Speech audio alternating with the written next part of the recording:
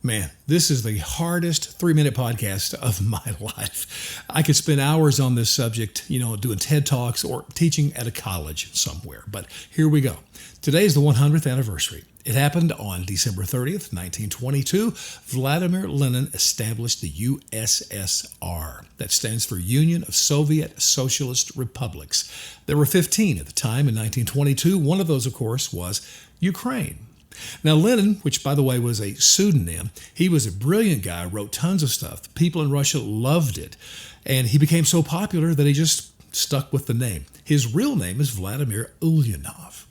Now, it's funny, in Russia, during all this revolution stuff after World War I, Russia, no one was clamoring for democracy. Nobody wanted free speech or freedom of the press or free markets. They wanted government control of everything.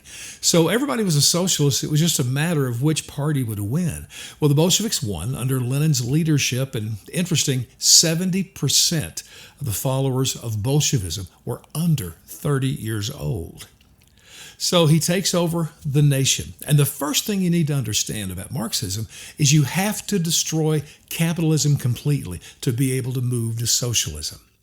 And so interesting, Lenin, who wrote about capitalism, agreed that capitalism was a great way to grow wealth and would do that, the best system.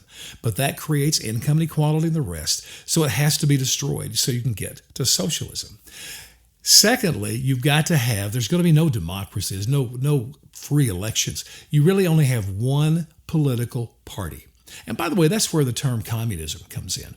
The governance was socialism, the economy was socialism, but the political party, the one party, was called communists. Whoever controlled that party controlled the rest of the stuff. Lenin was in charge, so he became not just the leader, but a dictator.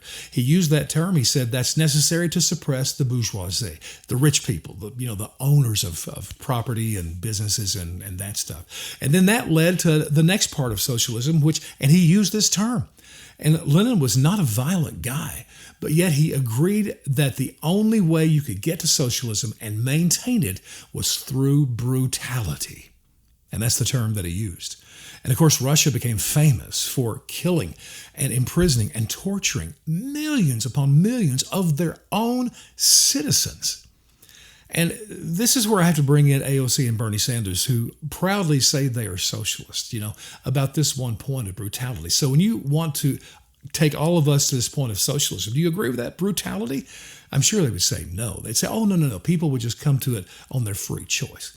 No, they won't. I can look at myself for an example, because let me tell you right now, I'm not going to give up my private property, my other financial assets, and many of the freedoms I have that are guaranteed in the Constitution. I'm just not going to give those up without a fight. So what do you do when people will not submit? They're going to have to go to brutality. That's the heart of socialism. Of course, Russia ended, at least the USSR, in 1991, but I hope we've learned some lessons from Vlad, and especially when you go vote. I don't know how any American can vote for a socialist. And if you're still thinking about that, read some history, friends.